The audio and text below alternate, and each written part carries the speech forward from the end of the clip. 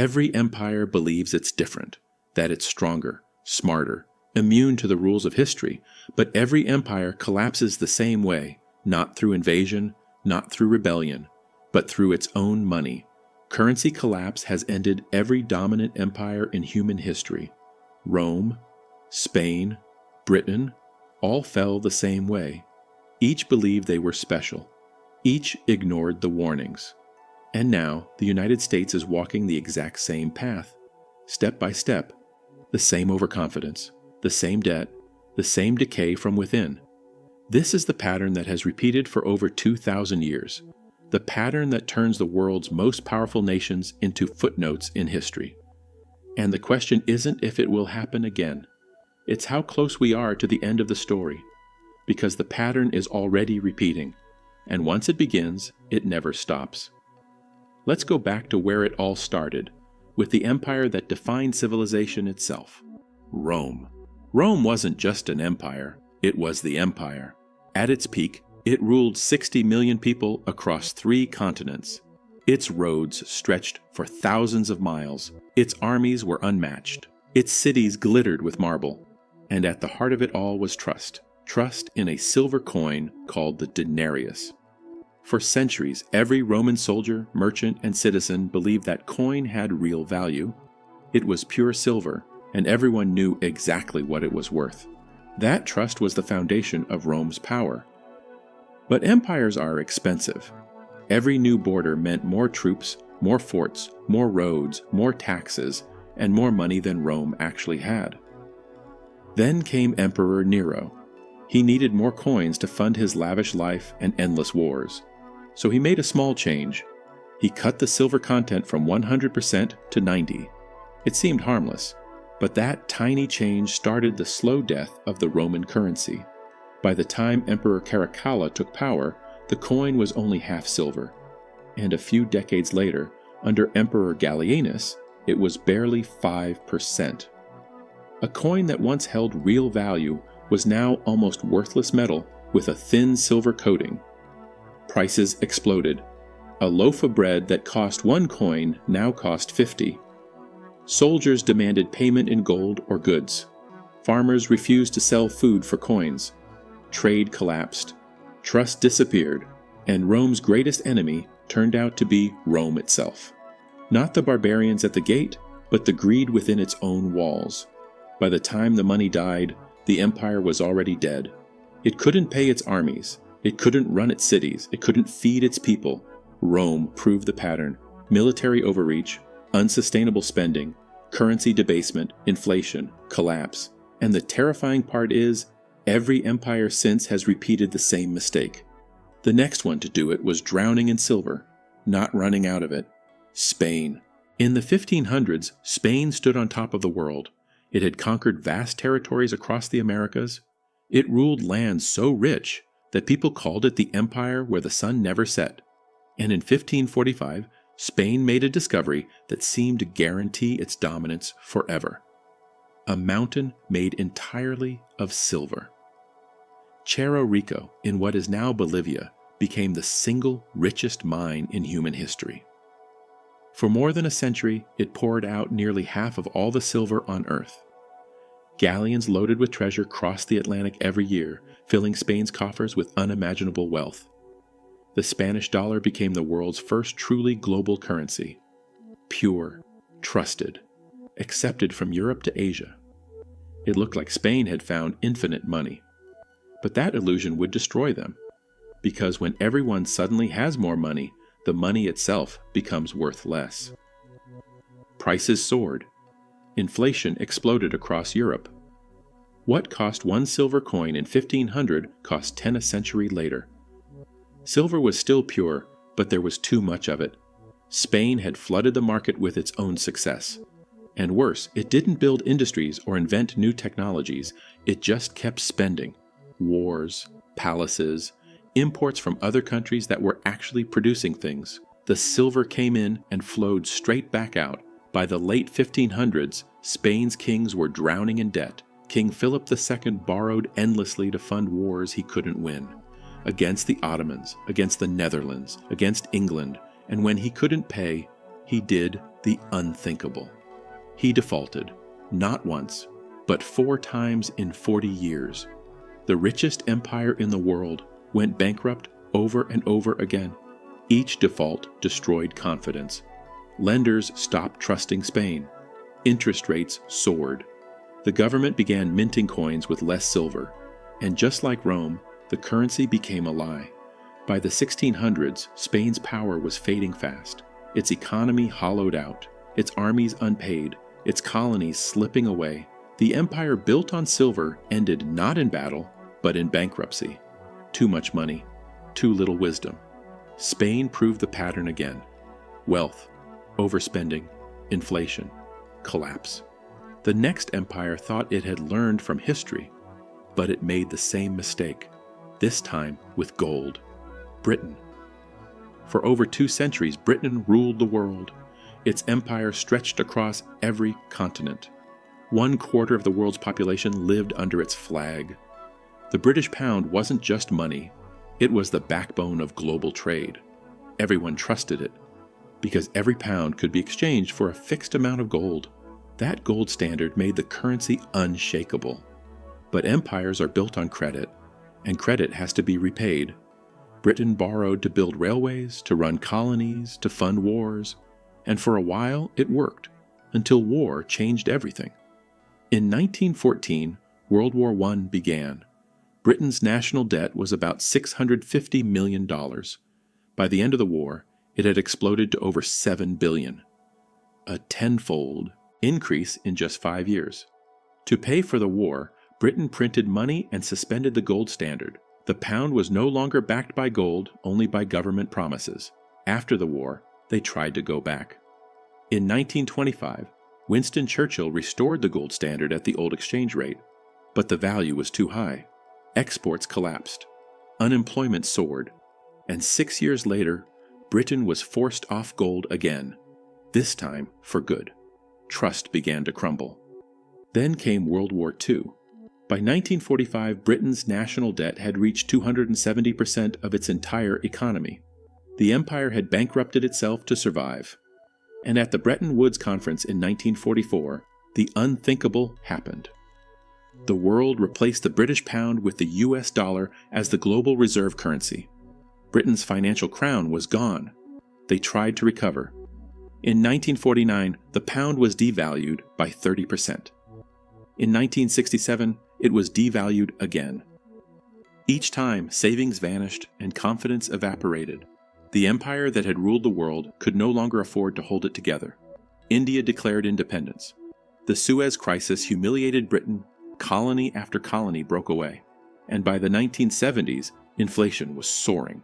Britain went to the International Monetary Fund for a bailout, the same institution it once helped create.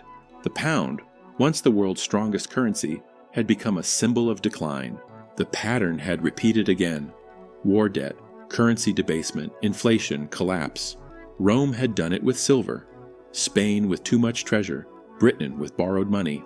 And when the pound fell, a new empire rose to take its place. The United States. After World War II, the United States stood alone at the top. Its cities were intact. Its industries were booming. Its currency was king. At the Bretton Woods Conference, the world made it official. The US dollar became the global standard, backed by gold at $35 an ounce. Every major nation tied its currency to the dollar. And for decades, that system worked. America became the new Rome, powerful, trusted, unstoppable. But the same pattern was already taking shape. Wars in Korea and Vietnam drained money.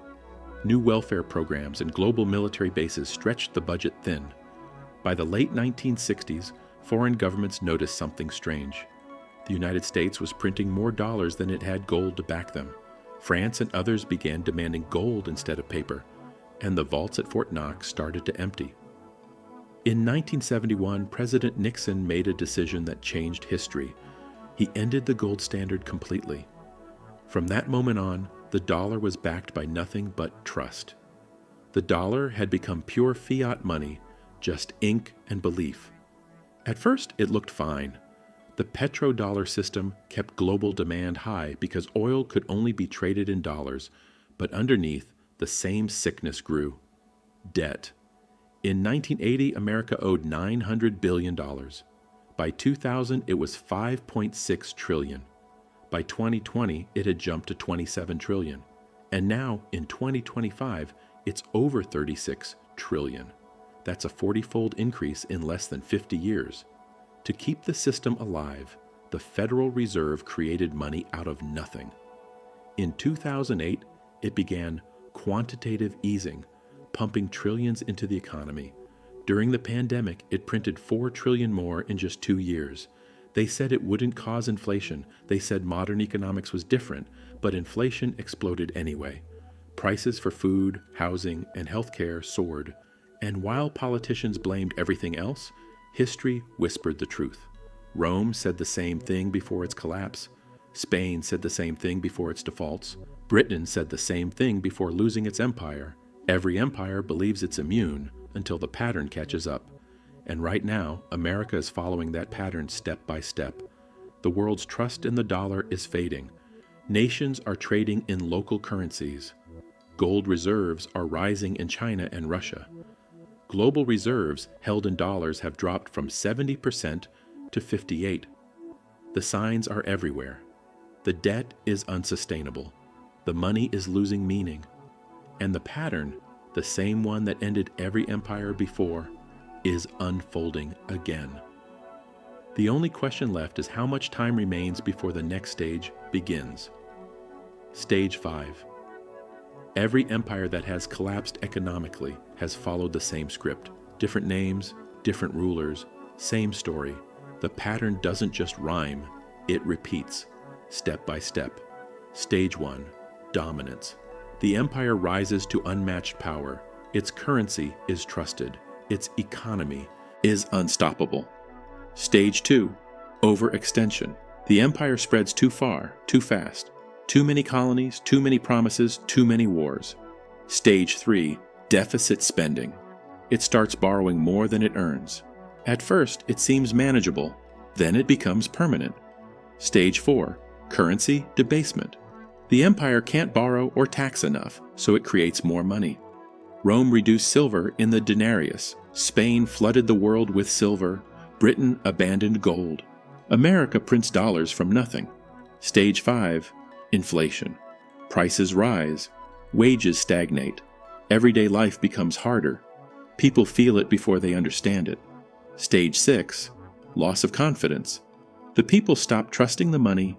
The world stops trusting the empire. Stage 7. Collapse. The economy cracks. The military weakens. The empire fades into history. That's the pattern. 7 stages, 4 empires, 2,000 years of repetition. And right now, the United States is standing at stage 5. Inflation isn't just a statistic, it's a symptom. Confidence in the dollar is already slipping. Foreign banks are quietly moving away from it.